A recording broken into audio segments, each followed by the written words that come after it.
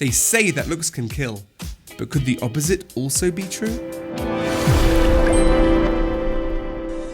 Joseph sends word to his father and brothers so they should come down to Egypt and live with him during the time of famine.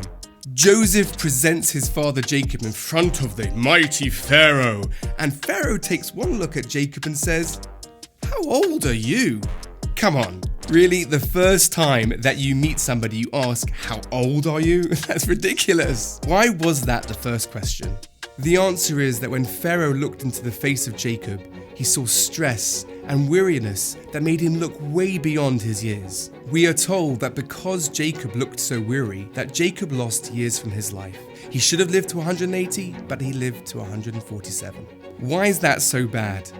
The answer is because when Jacob displayed a stressed and weary face, it actually impacted Pharaoh to the extent that he asks him why he looked that way. When you show negativity on that beautiful face of yours, that impacts the people around you.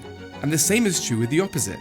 When you show a positive demeanor, a positive face, people will feel positive. Have you heard of the elevator experiment, what we call a lift? They put 9 people in an elevator, and then all of them turned to face the back of the lift like this. Once somebody got inside the lift who wasn't one of the actors, they wanted to see what would happen. And guess what that person did? They looked around and saw everyone facing the back, so they just turned. It's so clear how people follow one another. The experiment was not just done once, but many, many times, and each time you could see that people were impacted by their surroundings. Whatever the people did in the elevator, the person followed. So when it comes to somebody's face, it's almost exactly the same thing.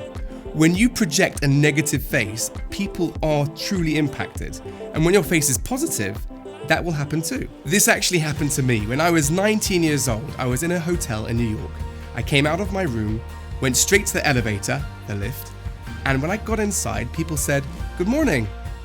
And when I left the elevator, down on the bottom floor, as I left, they said, "Have a great day." And I just felt that was really unusual. Where I came from, most people just stood in the elevator, the lift, and didn't say a word. And it really made an impact. A while later, I was in England and did something very un-British. I pressed the button to go up the lift, and the doors opened, and it was quite a busy lift. I stepped into the lift, and I looked around, and everybody seemed to be quite miserable.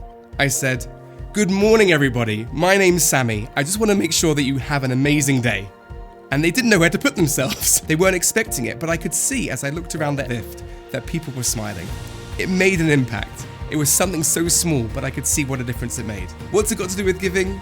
So we can give with money, we can give with actions, we can even give with our face. Clearly, just using a positive demeanor and a few kind words made a massive, massive difference. It doesn't cost anything, and okay, you may need to embarrass yourself just a little bit, but it's worth it. You completely change people's days. Be great, be a giver, and don't forget, giving is with this too. Shabbat Shalom.